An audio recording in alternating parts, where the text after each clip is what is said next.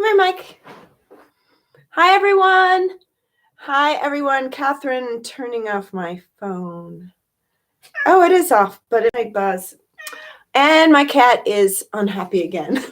Life. So welcome. I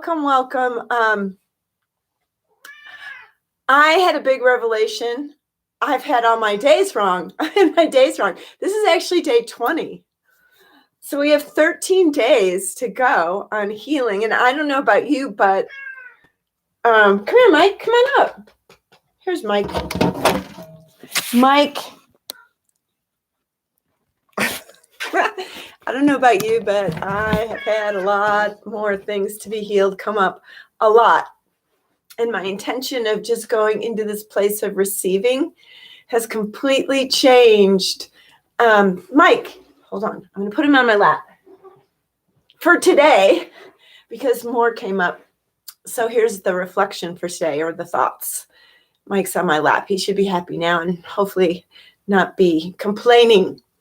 The biggest wounds on the planet, in my opinion, based on just my opinion, not based on a study, just based on my opinion, is biggest wounds: money, relationships, and unworthiness.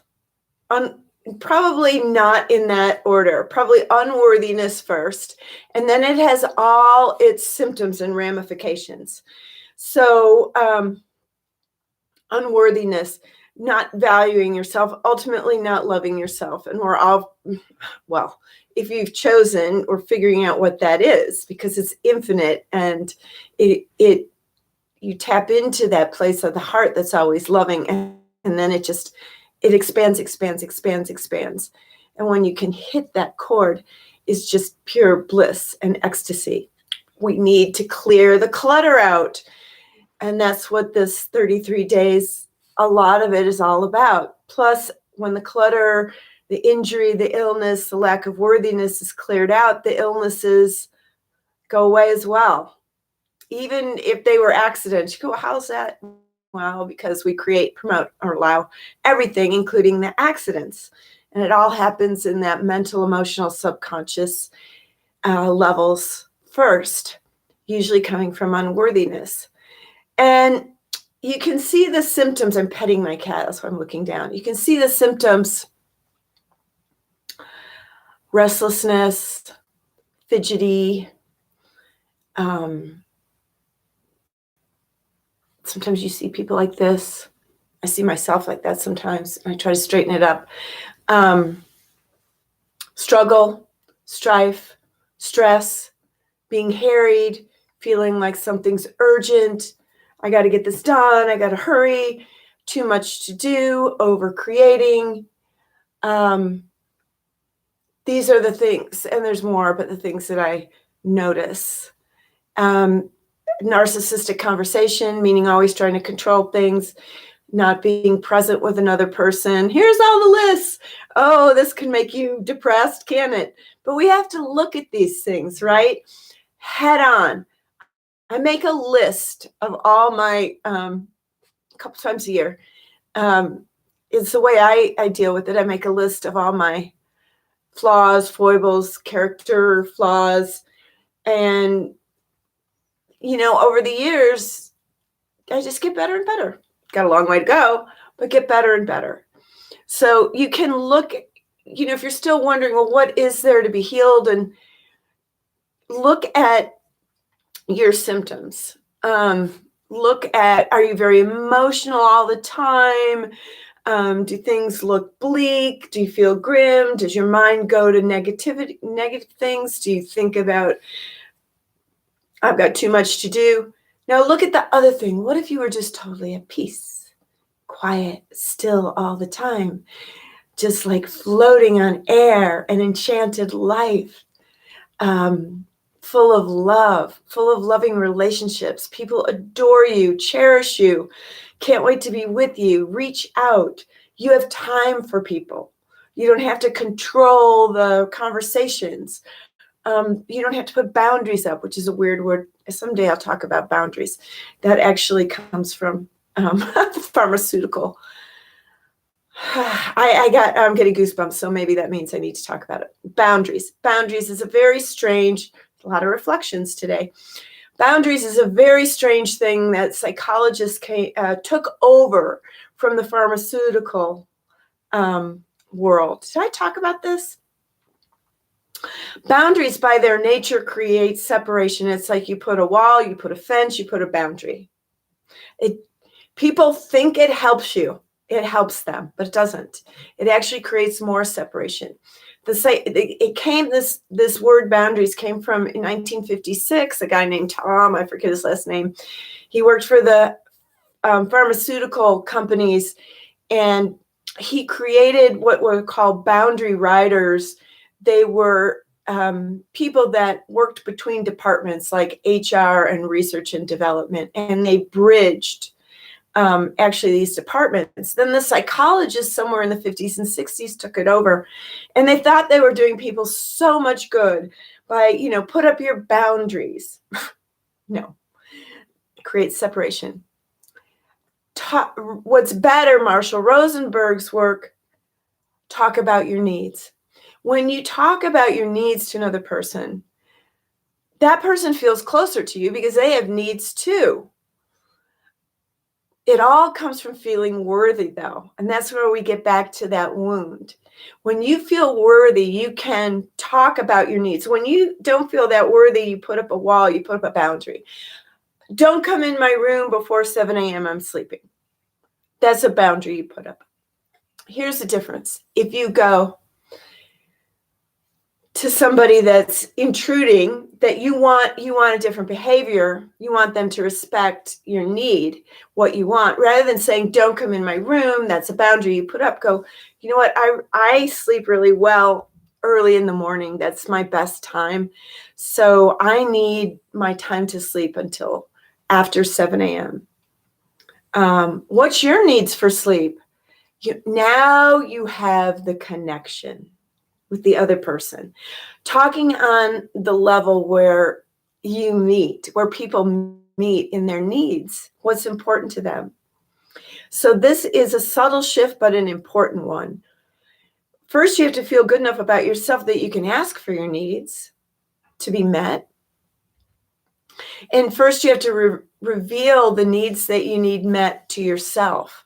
And you do that by going inside and asking, what are my needs? Are you the person, like a lot of women are particularly, that we're trained to care for others? So you have to, if you are, what a beautiful thing. And have you cared for yourself by asking what your needs are? That's where it starts. But underneath that is valuing yourself enough to ask yourself, what are my needs? Write them down, or however you do that. And then ask yourself every day. It's a great healing technique. What do I need now? What do I need now? Like this morning I was out. It was like, what do I need now? I was like, oh, I need to just get on my bike and go down the road. And a part of me was like, yay, let's go. And that fulfills a need for fun, play, going fast, being free, being liberated. How I feel that way on my bike when I'm going downhill anyway.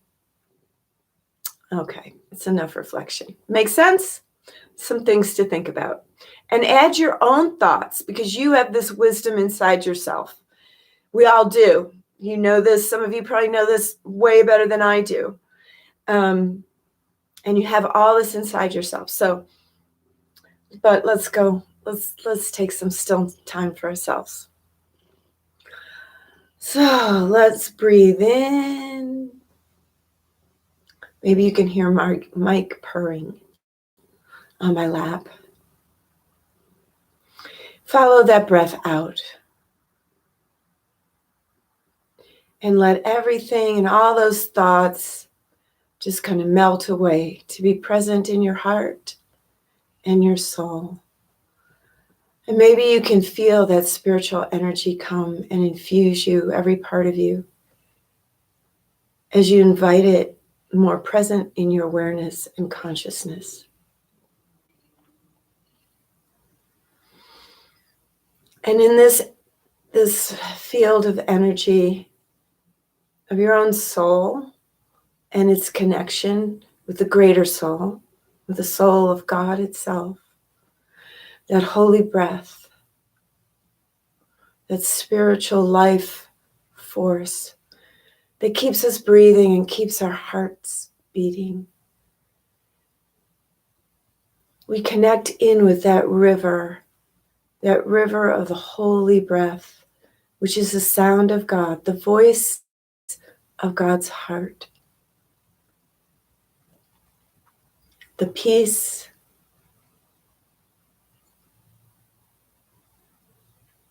of the sanctity of all living, all life, all creation. And in this sanctity, in this moment, whatever inside of us that does not feel of value, worthy, loved, and worthy of love, worthy of all the love that's available, worthy of the infinity of loving itself, worthy of that love from which we are created. Let that be taken into this light and transfigured for our highest and best good into the purity of divine love, that essence of who we are. And all of the symptoms, any shame, stress,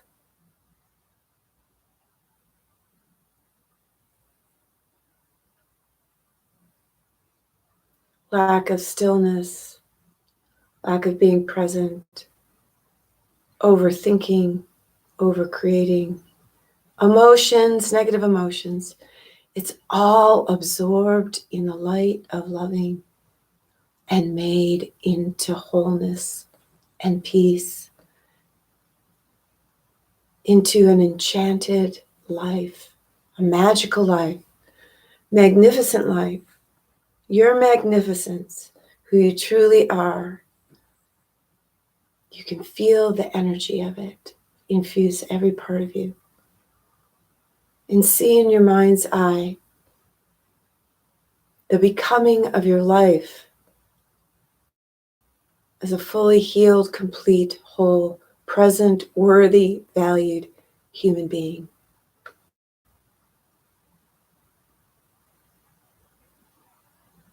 What's it like? Is the restlessness gone? Stress gone? On top of things? Clarity, purity, truth, peace. That is in your body, your mind, your emotions. Feel the happiness in your daily life. Feel the loving connection between those you're with, even if it's just on Zoom right now. Maybe it's with your animals and how you care for them because they're close by.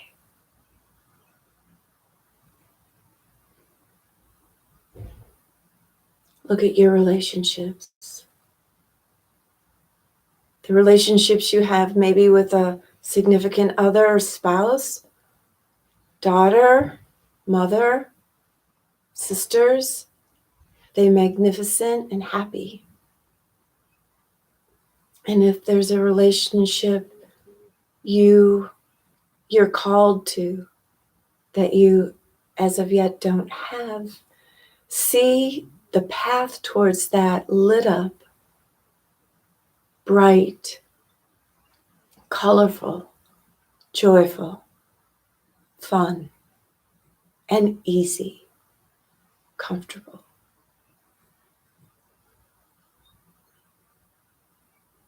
This is a life you know you've always dreamed of and know has always been there for you, waiting for you to open to it. And now we ask that it be blessed. We ask for this blessing from Spirit this new beginning, this life reset. And this energy field of spirit comes and says, my beloved one, you are so loved. And all you dream of is yours for your highest good. In the perfect timing,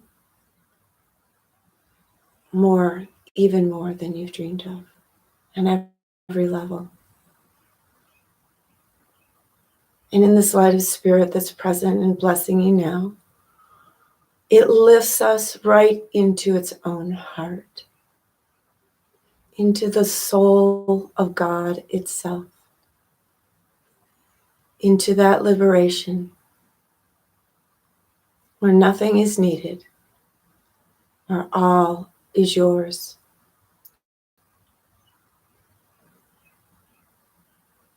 We'll just take a few minutes in this field of light and love.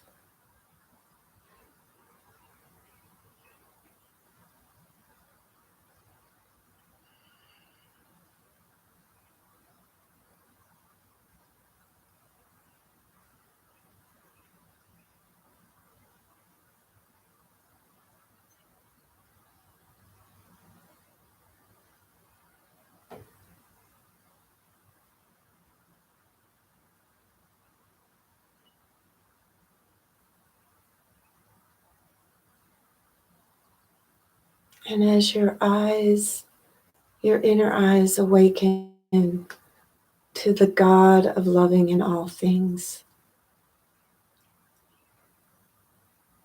this day you are aware of that Spirit of God in everything around you, and you hear it. You hear that current of light, the sound of God's loving in the sky, in the trees, in the birds. You hear the bird's song as God's song of love to you and to all that exists. In your neighbors and the people you may see, even from a distance, you see God walk by you. You hear the song of each person's soul. The plants, the flowers, everything is alive with this love of God. And you have come awake and aware of God in everything.